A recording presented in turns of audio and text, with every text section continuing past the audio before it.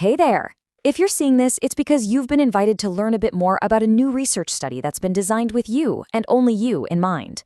We put together this quick explainer to walk you through what it's all about. So let's get right into it. First things first, we have to acknowledge something really important. The work you do as a rehabilitation professional, it is absolutely vital. You're there with people at their most vulnerable. You're helping them find their way back to function, to independence, to hope. And doing that day after day, well, it costs something. It takes a very real toll, emotionally and physically. And that cost, it has a name. This study is all about burnout. But, and this is important, we're not talking about burnout as some kind of personal failing. Not at all. We're looking at it as a completely understandable, predictable challenge that comes with the territory of the work you do. In fact, the World Health Organization officially recognizes burnout. It's not just a feeling, it's what they call an occupational phenomenon. And just look at how they define it. Feeling drained or exhausted, feeling more distant from your job, feeling like you're not as effective as you used to be. These aren't character flaws, right? They're documented responses to long-term stress on the job. If any of that sounds familiar, it's because it's a really common experience. Just how common is it? Well, one huge review, they looked at 87 different meta-analyses, found that a staggering 44% of healthcare workers reported burnout. 44%. So if you felt this, you are so not alone. This is a system-wide issue in healthcare. So, okay, we know the problem is big and it's widespread, but that's not enough. The real question is, what can we actually do about it? And that's where this study comes in. It's built around a very simple, very direct question. Can a short, daily practice, something you can actually fit into your life, make a real difference?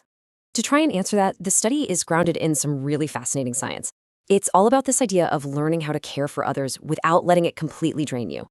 It's about finding what we'll call a sustainable kind of compassion. Okay, let's kick things off with a question that really gets to the heart of this. We've all heard the term compassion fatigue, right? The idea that caring just wears you out. But what if that whole concept, that whole phrase, is actually based on a big misunderstanding of how our own brains work? So let's get into it. To really get the solution here, we first have to totally reframe the problem. Burnout, it's not just about being tired. The research behind this explainer is really clear. This is a systemic crisis. It's driven by the work environment, not by some kind of personal failure. And look, this isn't just some buzzword people throw around. Burnout is an officially recognized occupational phenomenon by the World Health Organization.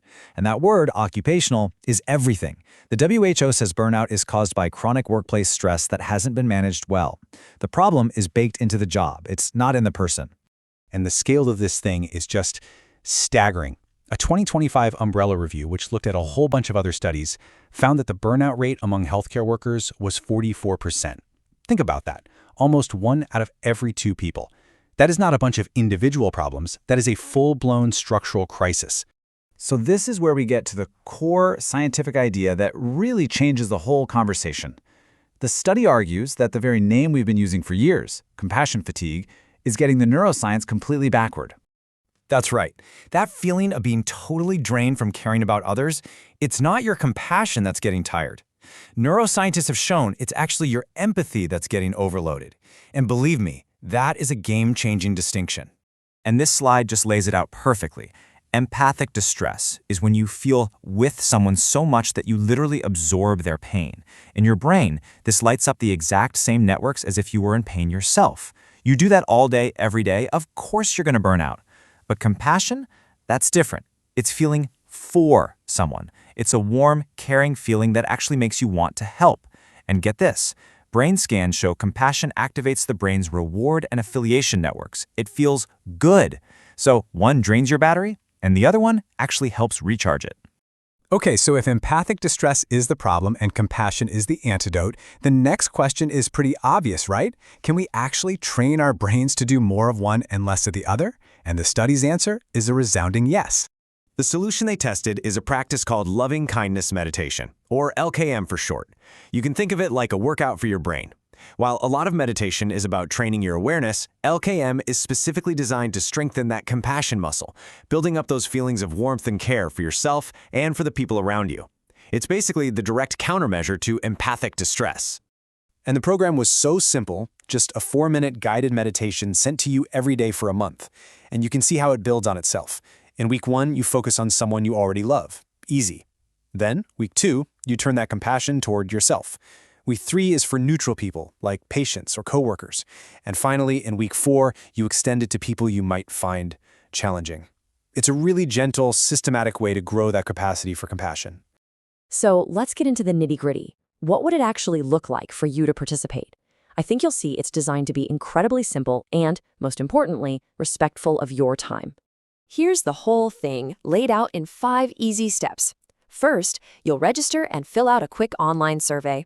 Then, for the next 30 days, you'll get a link to a 4-minute guided meditation. All you have to do is listen. Afterwards, you take literally 30 seconds to log that you did it. After those 30 days are up, you'll do a second survey, and then one final one 4 weeks after that. And that's it. That's the whole journey. And here's what that looks like on a calendar. The whole thing plays out over a 10-week period. Week 1 is just registering and that first survey. Weeks 2 through 5 are for the 30-day meditation program. You'll do a survey in week 6, and then the final follow-up happens in week 10. It's all very contained and predictable. No surprises. Now, this is the bottom line when it comes to your time. Over that entire 10-week period, the total time you'll actually spend doing study stuff is estimated to be somewhere between 1 and 2 hours. That's for the whole thing. In total, we know how busy you are, and this study was built from the ground up with that in mind. Okay, now we need to talk about what is probably the single most important question you have, and cover exactly how your privacy is protected. This is the question, right? And it is a completely fair one. Can you really participate and answer honestly when the research is connected to where you work? The answer is an absolute yes. And that yes is backed up by a really strict set of safeguards we've put in place.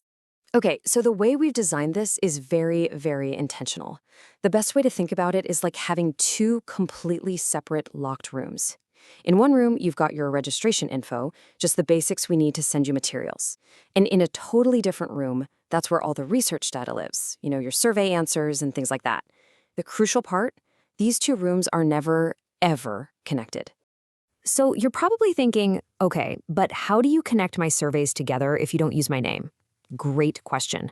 And the answer is the study ID. But here's the cool part. This isn't some code we just give you. It's a code that you create and only you will know it. It's kind of like your secret key that links everything together, your surveys, your daily logs, all while keeping your actual identity totally separate. The only thing connecting your name to that ID is a secure list held by the faculty advisor, and that list gets destroyed after the study. All of the results are only reported as group averages. No one will ever be singled out. And maybe most importantly, your decision to participate or not to participate will have absolutely zero effect on your employment. That is a non-negotiable rule of this research. So with all of that on the table, what's next? Well, this is completely your choice, of course. But if you're interested and want to move forward, here's all you have to do. Just head over to the link that was in your invitation email. That's where you can read the full official consent form, which lays out everything we just talked about in even more detail. And if you decide you're in, you can register right there on the same page. It's that simple.